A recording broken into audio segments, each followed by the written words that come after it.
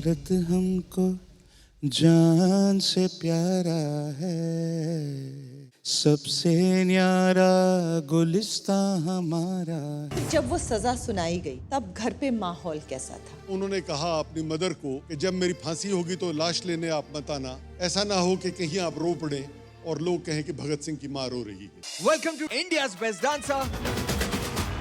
कहते हैं गोली सिर्फ इंसान को छल नहीं कर सकती है, लेकिन शब्द पूरी हुकूमत को हिला सकते हैं। और एक दिन यही शब्द हमें आजादी दिला सकते हैं। इस सोच के साथ आजादी के संग्राम में जुड़े वो जिनके क्रांतिकारी विचारों ने भारत की रग रग में भरा जोश।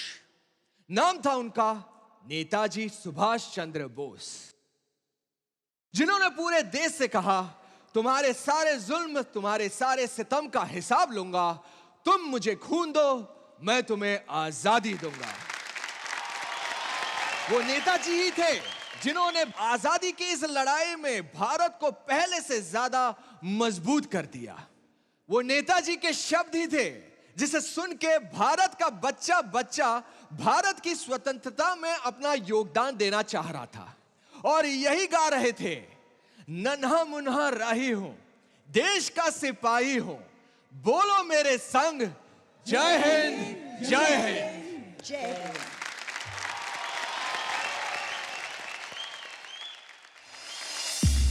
हम है स्वराज समाचार पत्रिका और आज हम आपको कहानी बताएंगे उस महान व्यक्तित्व के बारे में जिन्होंने हमें बनाया।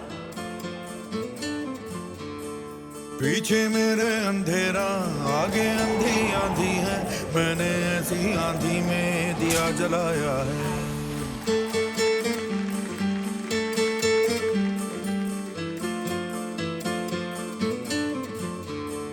दिल पत्थर हो जाएगा या पत्थर का दिल धड़केगा, ऐसी एक चट्टान से मैंने सर टकराया। धज्जी धज्जी रात पुरानी, छेड़ सुबह की नई ये कहानी, जरा नजर उठा के उड़ा दिखा के जमीन से पलक हटा दे ओ वीरया वीरया। सुभाष, तुम तीसरी परीक्षा में चौथे रैंक पे आए हो। अगर मैंने ये पोस्ट ली तो मुझे अंग्रेजों की नौकरी करनी पड़ेगी और उनके साथ मिलकर भारत के लोगों पे अत्याचार करना पड़ेगा और ये मैं नहीं कर सकता। और उस पोस्ट को ठुकरा कर उन्होंने लिखा ब्रिटिश सरकार को एक लेटर। मैंने भारतीय सिविल सेवा में उम्मीदवार की सूची से अपना नाम हटवाने का निर्णय ले लिया है। मेरा चयन महोदय 1920 परिणाम स्वरूप हुआ था। मुझे अब तक 100 पाउंड का भत्ता मिल चुका है। जैसे ही मेरा इस्तीफा स्वीकार हो जाएगा, मैं यह राशि भारतीय कार्यालय में भेज दूंगा। महोदय, आपका सबसे आज्ञाधारी सेवक सुभाष चंद्र बोस। सुभाष, तुम कैलकाटा जाओ और सीआर दास जी के साथ मिलकर भारत की सेवा करो।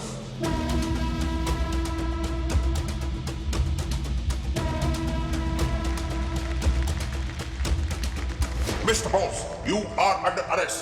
तुम लोगों को ब्रिटिश सरकार के खिलाफ भड़का रहे हो। मुझे लगता है ये एक्ट में जो जान थी ना, वो आज बॉयज भी थे। सो आई वांट टू से थैंक यू।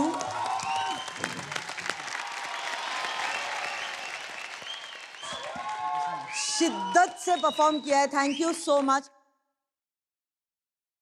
मुझे ये कहानी को दर्शाने का तरीका बहुत अच्छा लगा।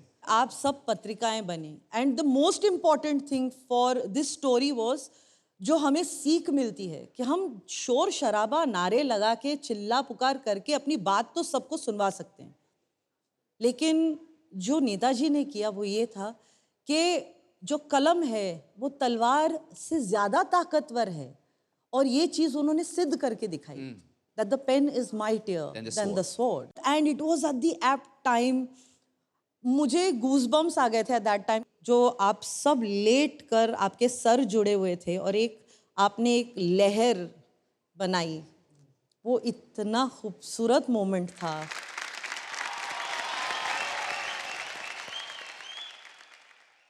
I am so proud of both of you.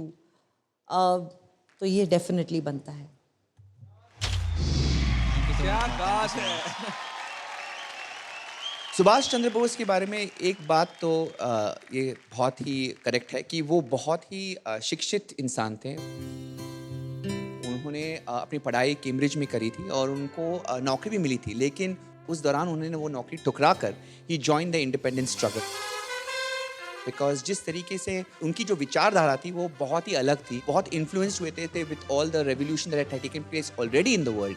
So he brought a very different perspective to the Indian freedom struggle. तो उनको वो टाइटल दिया गया था, उनको टाइटल से नवाजा गया था नेताजी। सो इन सो मेनी लेवल्स आज आपने वो यादें ताज़ा कर दी और कितनी खूबसूरती से आपने इसको दिखाया। आई हैव टू से ये सर झुकता है आपके टैलेंट के लिए, and also to sir for doing what he did. Okay, and here goes the buzz. इस एक्ट ने मुझे एक बात की तरफ ध्यान देने पे मजबूर किया है, और वो ये है कि विचार अलग हो सकते हैं, धाराएं अलग हो सकती हैं, लेकिन एंड गोल स्वतंत्रता पाना, गोल एक ही था। और कई बार हम ये सोचते हैं क्या सिर्फ एक विचारधारा से हम ये लक्ष्य पा सकते थे? शायद नहीं। और इसीलिए अलग अलग विचारधाराओं की इज्जत करना बहुत बहुत बहुत ज़रूरी है। और ये आई थिंक ये जो शिक्षा है इस एक्ट से, ये मैंने आज ली है, और मैं चाहती हूँ कि हमारे दर्शक भी इस शिक्षा को लें। विवेक, मैं बहुत खुश हूँ कि शिवांशु को आपके जैसा गुरु मिला है। And this was so well done. So here it is.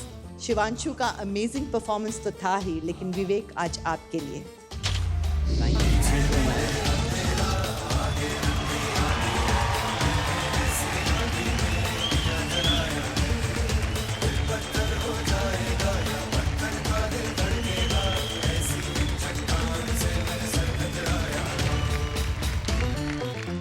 आपके पापा भगत सिंह जी के भाई थे जी। आपके पापा से आपने क्या कहानियां सुनी हैं भगत सिंह जी के बारे में? मेरे परिवार की 3 पीढ़ियों ने, 3 जनरेशन्स ने फ्रीडम मूवमेंट में हिस्सा लिया। भगत सिंह जी को ये विरासत मिली, इस लेगेसी से वो आए, और जैसे आपने देखा अभी एक्ट में बहुत सुंदर ढंग से दिखाया। साइमन कमीशन जब आया, लाला लाजपत राय को पुलिस ने लाठी चार्ज करके घायल किया और उनकी शहादत हुई। तो बंगाल की नेत्री वासंती देवी, जो CR दास की पत्नी थी, उन्होंने आह्वान किया कि क्या इस देश की तरुणाई में कोई आदमी ऐसा है जो इस राष्ट्रीय अपमान का बदला लेगा कि एक वयोवृद्ध नेता को लाठीचार्ज करके शहीद कर दिया। तो सरदार भगत सिंह और उनके साथियों ने इस दायित्व को उठाया और अपना फर्ज निभाया। उन्होंने 8 अप्रैल 1929 को सेंट्रल असेंबली में, जहां आज लोकसभा बैठती है, 2 धमाके किए, लेकिन वो सिर्फ आवाज करने वाले बम थे, ताकि सोई हुई ब्रिटिश सरकार की बहरे कानों तक वो आवाज जाए और करोड़ों दबे और कुचले लोगों की आवाज को पूरी दुनिया तक पहुंचा सके। जी, वाह। सरदार भगत सिंह का मानना था कि बम और पिस्तौल इनकलाब नहीं लाते, इनकलाब की तलवार विचारों की शान पे तेज होती है। क्या बात। उन्होंने 2 वर्ष तक उन्होंने अपनी गिरफ्तारी दे दी वहां पर, और 2 वर्ष जब मुकदमा चला कोई वकील नहीं किया, खुद उन्होंने अपने आप को डिफेंड किया और ये कहा कि जो काम हमने किए हैं हम स्वीकार करते हैं, लेकिन क्यों किए हैं, हमारा मोटिव क्या है, ये बताना चाहते हैं। मेरे पिता कुलतार सिंह जी जब उन्हें मुकदमे के दौरान पेशी जब होती थी वहाँ जाते थे, तो उन्होंने एक दिन कहा कि वीरा जी, भाई साहब, मैं अपनी क्लास में पास हो गया हूँ। तो भगत सिंह जी ने कहा कि मिठाई कहाँ है? उन्होंने कहा मैं मिठाई नहीं लाया। तो वो नाराज़ हुए और उन्होंने कहा कि अगली पेशी पर मिठाई लेके आना। उन्हें रसगुल्ले बहुत पसंद थे, तो कुलतार सिंह जी रसगुल्ले लेके गए, उन्होंने सब साथियों को खिलाए और कहा कि अब मैं मानता हूँ कि तुम पास हुए।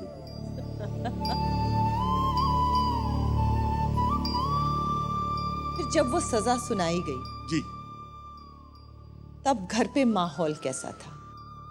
कोई हताश नहीं था, कोई निराश नहीं था, सबको मालूम था। यहाँ तक कि माता जी को उन्होंने कहा, अपनी मदर को, विद्यावती जी को, कि जब मेरी फांसी होगी तो लाश लेने आप मत आना, ऐसा ना हो कि कहीं आप रो पड़ें और लोग कहें कि भगत सिंह की मां रो रही है।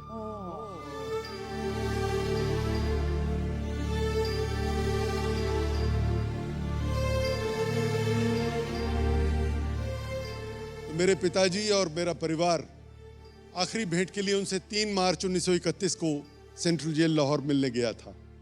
तो मेरे फादर 12 साल के थे। स्वाभाविक तौर पे उनकी आंखों में आंसू आ गए। तो भगत सिंह जी ने अपने जीवन का अंतिम पत्र उन्हें लिखा, जो कुछ इस तरह है: प्रिय कुलतार, आज तुम्हारी आंखों में आंसू देख के बहुत दुख हुआ।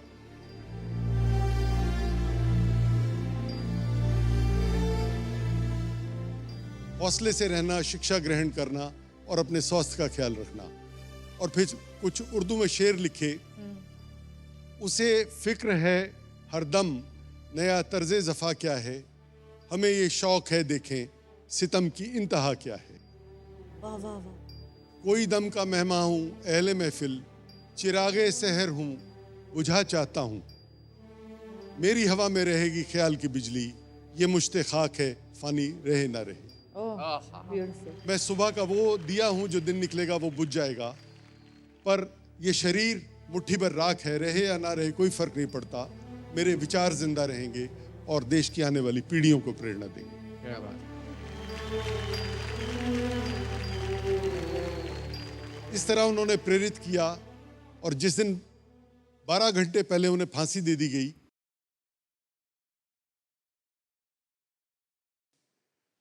शायद इतिहास में पहली और आखिरी बार हुआ कि शाम के समय फांसी दी गई।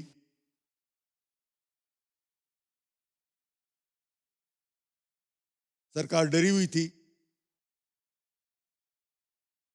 तो सरकार ने फांसी दी और बाद में उनके शरीर परिवार को नहीं दिए। उनकी डेड बॉडीज को टुकड़े करके, काट के, बोरियों में भर के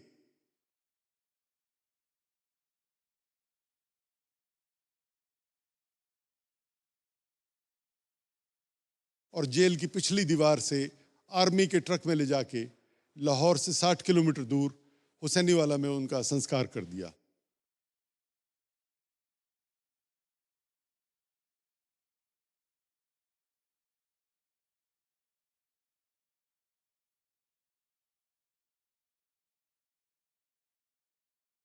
वो जगह आज भारत और पाकिस्तान के बॉर्डर पर है।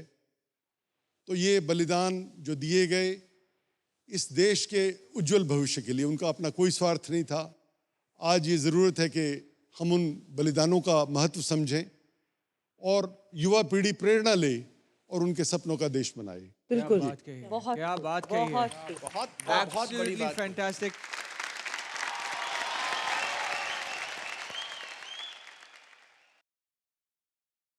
और साथ ही में वो खत आप लेकर आए हैं आज। जी, ये 2 लेटर्स हैं। ये तो आखिरी खत है जो उन्होंने अपने भाई को लिखा, उसकी फोटोकॉपी है। और ये उनके कुछ पत्र हैं जो उन्होंने अपने दादाजी को लिखे आज से 100 साल पहले, और अपने दोस्त जयदेव गुप्ता को लिखे, जिसमें एक लंबी लिस्ट है बुक्स की जो उन्होंने वहाँ जेल में मंगाई। सेंट्रल जेल से ये चिट्ठी आई थी।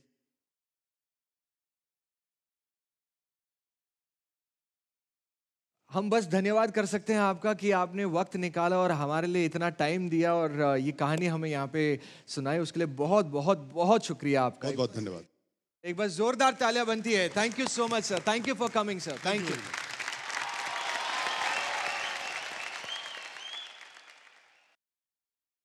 जिन अंग्रेजों ने सोने की चिड़िया भारत की चमक छीनी, अब उनकी स्वार्थी नजर भारत के नमक पे थी। अंग्रेजों ने हमारी नमक की खेती पे रोक लगा दी, मगर वो रोक न पाए उस एकता को जो हमारे वतन का नमक है। नमक लाने के लिए महात्मा गांधी ने साबरमती आश्रम से दांडी तक की पद यात्रा शुरू की,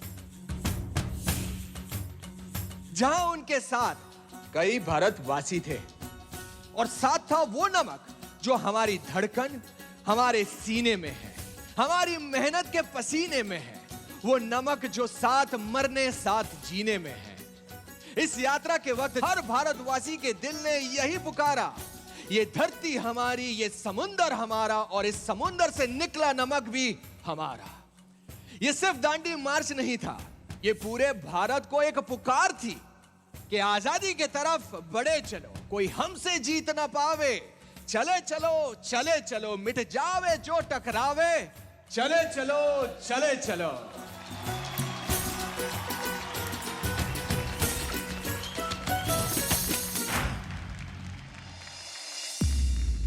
उन्नीसवीं शताब्दी, भारत में नमक बनाने या उसे बेचने पर सॉल्ट टैक्स रूल के तहत पाबंदी लगा दी गई। अब भारतीयों के लिए अपनी ही धरती पर अपने ही खाने का नमक अंग्रेजों से खरीदना मजबूरी बन गया। To all the Indians, here is the order. Salt tax rule की वजह से ना कोई सॉल्ट प्रोड्यूस कर सकता है और ना ही बेच सकता है। अपने हक के लिए और अपने नमक के लिए अपनी लाठी और अपने 78 साथी के साथ निकल पड़े महात्मा गांधी साबरमती आश्रम से एक सत्याग्रह पर, जिसे इतिहास ने नाम दिया दांडी मार्च।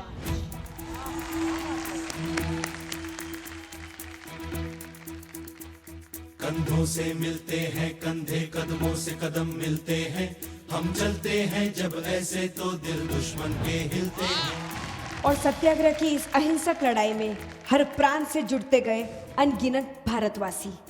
कंधों से मिलते हैं कंधे, कदमों से कदम मिलते हैं, हम चलते हैं जब ऐसे तो दिल दुश्मन के हिलते हैं।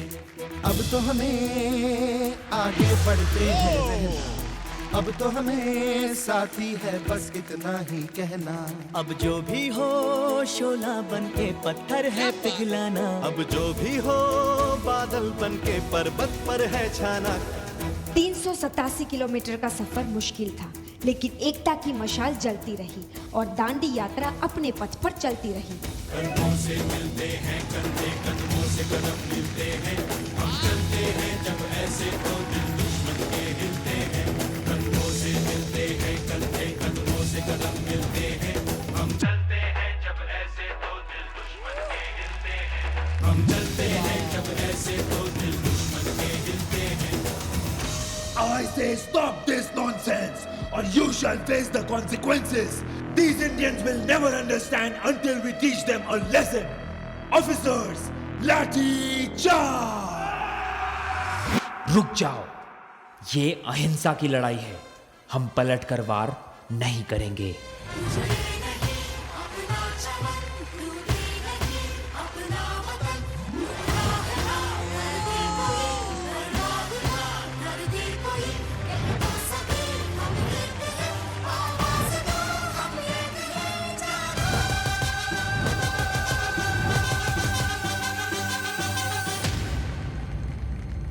सत्य और अहिंसा की इस जंग में चाहे कितनी भी मुश्किलें आए, पर हम कभी हार नहीं मानेंगे। चाहे अंगारे बरसे के बिजली गिरे, अकेला नहीं होगा यारा मेरे। कोई मुश्किल हो या हो कोई मोर्चा, साथ हर मोड़ पर होंगे साथी तेरे। हमारी एकता ही हमारी सबसे बड़ी ताकत है। देखना, एक दिन हम जरूर जीतेंगे। जीत की जो तस्वीर बनाने हम निकले हैं, अपने लहू से हमको उसमें रंग भरना है। साथी मैंने अपने दिल में अब ये ठान लिया है, या तो अब करना है या तो अब मरना है। इनकलाब जिंदाबाद।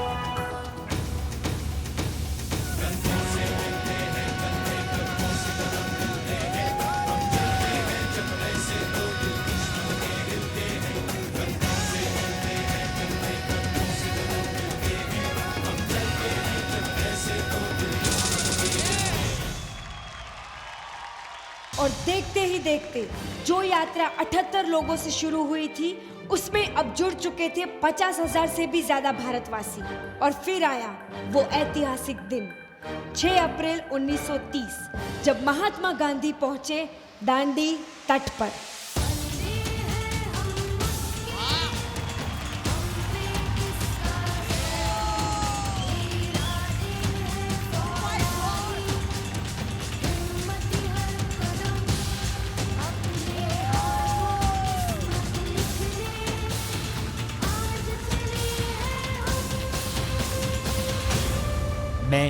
मोहनदास करमचंद गांधी ब्रिटिश सरकार द्वारा लगाए इस नमक के कानून का विरोध करता हूं। जोरदार तालियां हो जाए देवपर्णा एंड करुण के लिए। वाह!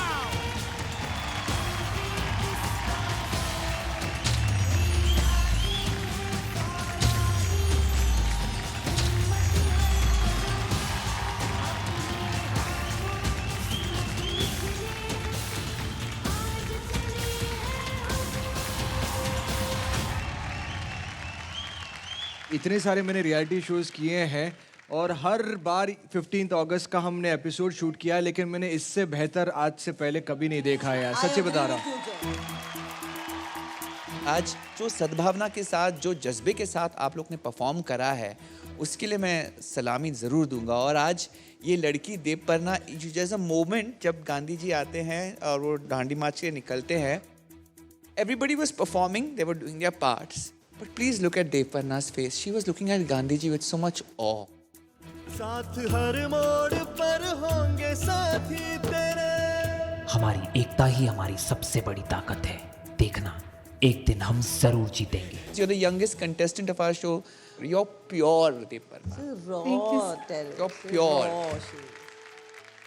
But जब आप डांस करती हो ना, तो इतनी सिंपल नहीं लगती तुम। बहुत ही जो विकृत रूप लेती हो आप अपने बॉडी का स्ट्रेंथ जो यूज करके।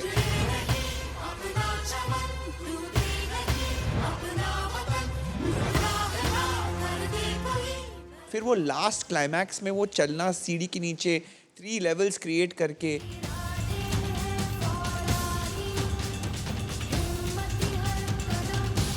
Thank you so much for doing what you do. Thank you, sir. Thank you, sir.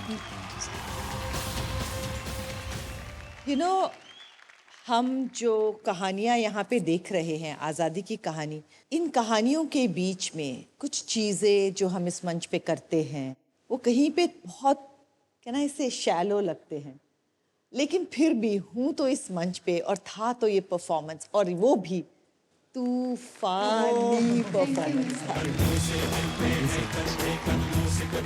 आपने एक ट्रैक यूज़ किया है उसमें, भारत हमको जान से प्यारा है। उस गाने को जिस तरह से रेंडर किया गया है, I have never heard anyone other and I don't want to hear anyone other than the legendary Hariharan ji Singh once again. मेरी आपसे दरख्वास्त है कि आप एक बार अगर वो गुनगुना दे हमारे लिए, please. It will be an honour to hear it live. क्या बात है।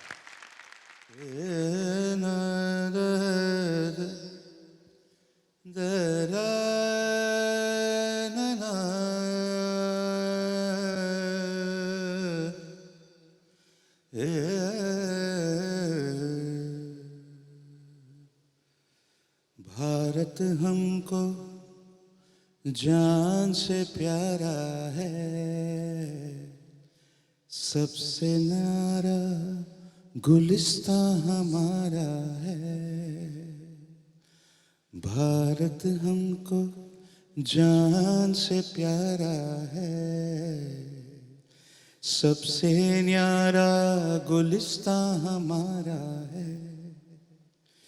सदियों से भारत भूमि दुनिया की शान है, भारत माँ की रक्षा में जीवन कुर्बान है। हिंदुस्तानी नाम हमारा है, सबसे प्यारा देश हमारा है। जन्मभूमि है हमारी शान से कहेंगे हम, सब ही तो भाई भाई प्यार से रहेंगे हम। हिंदुस्तानी नाम हमारा है। जय Hind.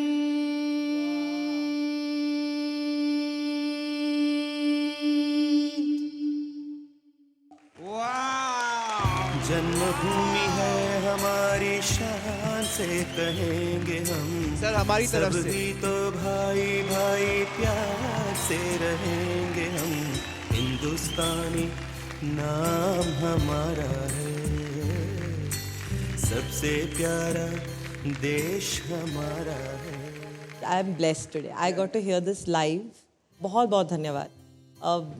It's really a blessing to hear this purity in your voice. I love you. Thank you. Thank you so much, sir. And please take your seat. Thank you so much. Thank you.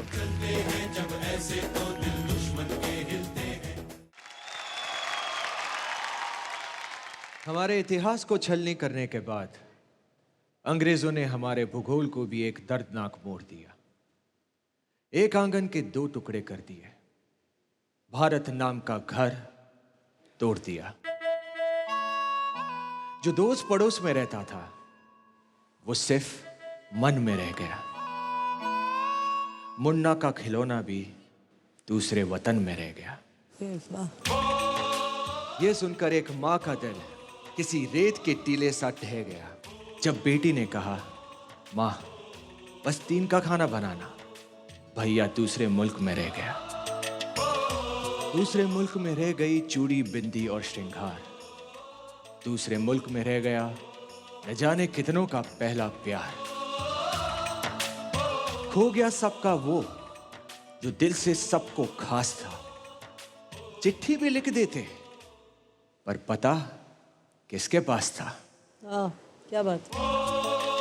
पास थी तो बस एक हवा जिसे दोनों मुल्कों के लोगों ने कहा, ऐ गुजरने वाली हवा बता मेरा इतना काम करेगी क्या? मेरे गांव जा मेरे दोस्तों को सलाम दे। वाह।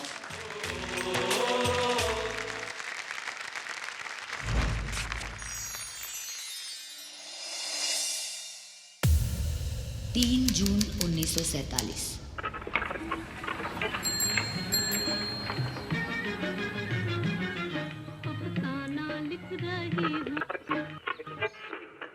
I am the Governor of India, Mountbatten.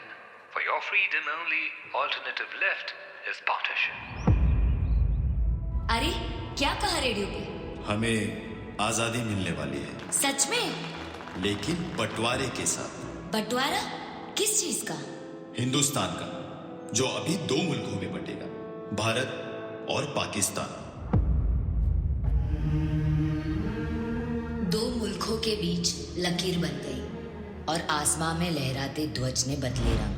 अपनों को बांट दिया कुछ इस तरह, पर कभी ना बांट पाए ये हवा जो है हम।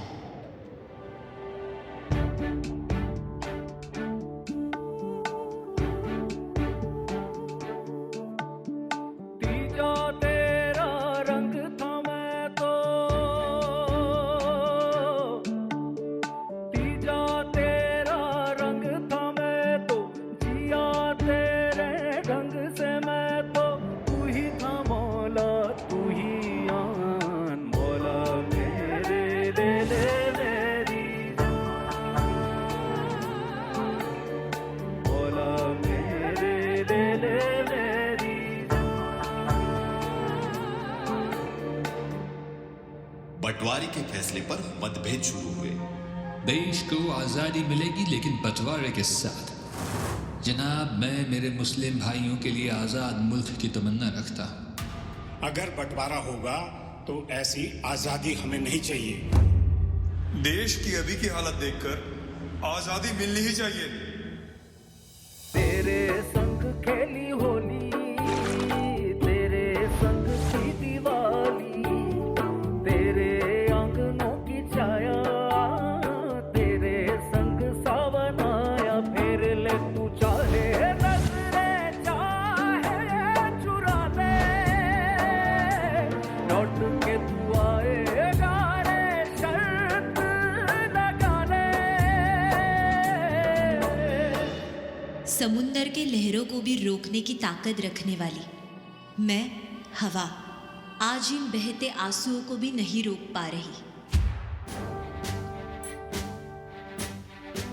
करोड़ों लोगों का बंटवारा करने के लिए माउंटबैटन ने रेडक्लिफ को इंग्लैंड से बुलाने का आखिरी फैसला कर लिया था। बंटवारा हुआ है देश का, आ गई हैं ये दूरियां, एक दूजे की जान लेने की न जाने कैसी ये मजबूरियां। ये ट्रेन ने सरहद तो पार की, लेकिन उस ट्रेन में न जाने कितने मासूमों ने अपनी जान गंवा दी।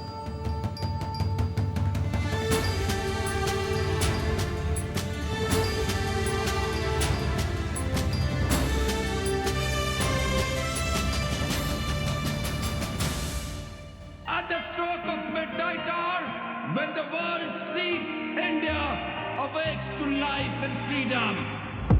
ये गम का साया अपने साथ खुशी की लहर लेके आया, जुदा होने के बाद भी आजादी का जश्न लेके आया।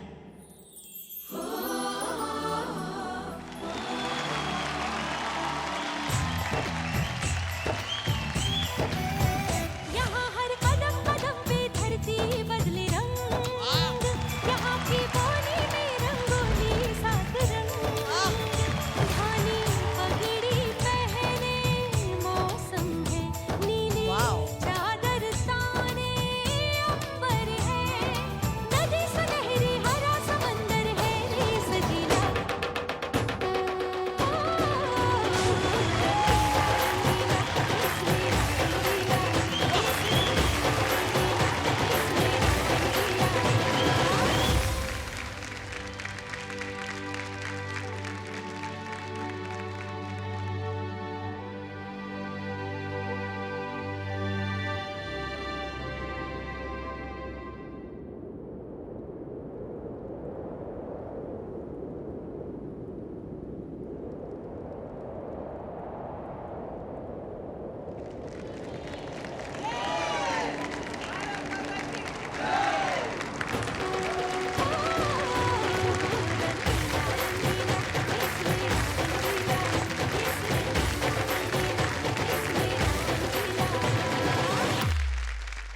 आज़ादी की कहानी और ये वो आखिरी पड़ाव जहाँ पे फाइनली उन सारी कुर्बानियों का, उन सारी जद्दोजहद का, उन सारी बलिदानों का हमें फल मिला। उन सारे हीरोज़ को मेरी तरफ से नमन।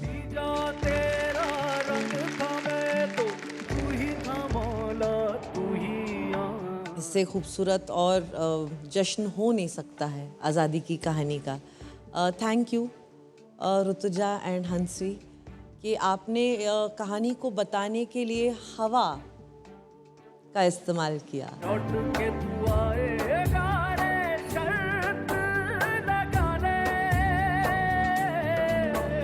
जहाँ पे हम जश्न मनाते हैं आज़ादी का, वहीं पे बहुत लोग हैं जो आज भी इसको इस बात के लिए याद करते हैं कि सबसे बड़ा ट्रॉमा एक नेशन का जो होता है वो इस दिन हुआ था। कई लोग हैं जो शायद एक आध चीज़, कुछ जंग खाए हुए चम्मच हुए या कुछ एक आध चुनरी हुई या ऐसी कोई छोटी छोटी चीज़ें हैं जो ऐसे देखो तो कुछ लगता नहीं है, लेकिन वो उनको इतने संभाल के रखते हैं क्योंकि वो एक ही चीज़ है जो उनकी याद में वो अपने वतन से लेके आए थे जब उनको इस तरफ आना पड़ा। एंड आई एम श्योर कि उस तरफ भी ऐसी ही बहुत सारी कहानियाँ होंगी।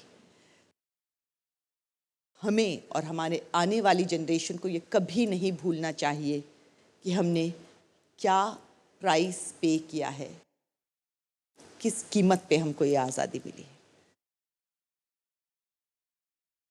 जस्ट बिकॉज कोई एक लीडर बन जाता है और कुछ कह देता है, इसका मतलब ये नहीं कि वो सही है। सो जस्ट हिस्ट्री हमें बहुत इम्पॉर्टेंट लेसन्स सिखाती है और उनको सीखना बहुत ज़रूरी है। सो आई होप कि इस वीकेंड पे हम ये लेसन सीख के इस इंडिपेंडेंस डे को इस भावना से हम मनाएं कि बहुत बड़ी कीमत हमने चुकाई है इस आज़ादी की। Thank you so much Hansvi, thank you so much Rituja. Please take your seat, जोरदार तालियां हो जाए। जिस आजादी के लिए शहीदों ने खून से ख्वाब सजाए थे, वो आजादी अब हमारे पास है। एक इतिहास गुजरने के बाद हमें लिखना नया इतिहास है। तो इस आजादी को संभाल के रखिए। ये एहसास खून की तरह हमारी रगों में बहना चाहिए। हम रहे या ना रहे, भारत ये रहना चाहिए। वाह वाह वाह, हम क्या बात रहे है। या ना रहे, भारत ये रहना चाहिए। वाह। जय हिंद, जय हिंद, जय हिंद, जय हिंद, जय हिंद, जय हिंद।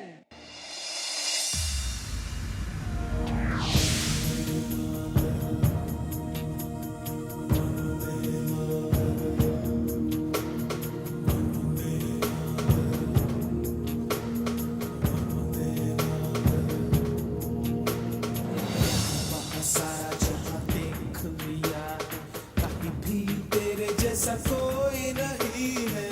80 नहीं 100 दिन दुनिया घुमा है, नहीं कहीं तेरे जैसा कोई नहीं। मैं गाया जहां भी बस तेरी याद थी, जो मेरे साथ थी, मुझको तड़पा दिल लाती।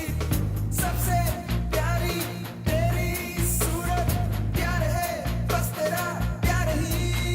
माँ तुझे सलाम, माँ तुझे सलाम, अम्मा तुझे सलाम। वंदे मातरम, वंदे मातरम, वंदे मातरम, वंदे मातरम, वंदे मातरम, वंदे मातरम।